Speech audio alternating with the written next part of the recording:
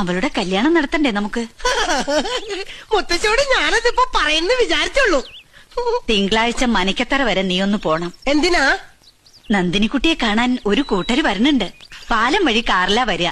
വഴി തെറ്റാതെ നീ വേണം കാത്തുനിന്ന് കൂട്ടിയിട്ട് വരാൻ. അത് കുട്ടനേറ്റു. ആരാ വരണേ? നന്ദിനിക്കുട്ടിയെ കല്യാണം കഴിക്കാൻ പോണ ചെക്കനും പിന്നെ അയാളുടെ ബന്ധുക്കളും. അതെന്തിനാ?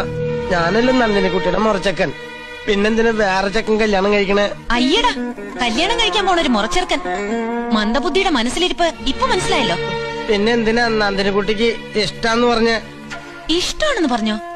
കരുമാടിയോ? വഴിയിൽ ഓടി വന്ന് കുട്ടനെ കെട്ടിപ്പിടിച്ചപ്പോ കുട്ടൻ വീണില്ലേ? അപ്പൊ നന്ദിനിക്കുട്ടി ചിരിച്ചില്ലേ? എന്തിനാ ചിരിക്കണെന്ന് വെച്ചപ്പോ കുട്ടനെ കവളത്ത് പിടിച്ചിട്ട് ഇഷ്ടണ്ടായിട്ടാന്ന് പറഞ്ഞില്ലേ? ആവൂ, അതാണോ? ആള് കൊള്ളാലോ. ഇങ്ങനെ വളച്ചൊടിക്കാനുള്ള നല്ല ബുദ്ധിയൊക്കെ ഉണ്ടല്ലേ? കുട്ടി അത്ര കുട്ടി. ദേ, അവരെ കൂട്ടിക്കൊണ്ട് വരാൻ ഇവൻ അയക്കണ്ട കേട്ടോ.